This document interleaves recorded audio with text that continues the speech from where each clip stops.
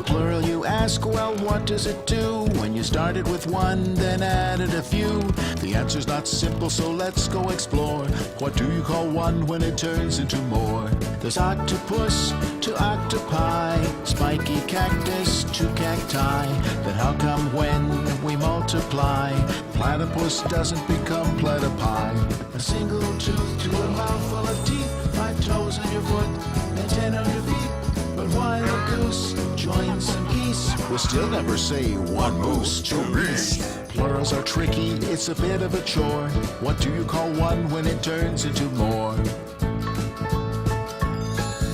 Glasses and scissors stay the same. Houses and humans add an S to their name. Dominoes topple with the S at the end.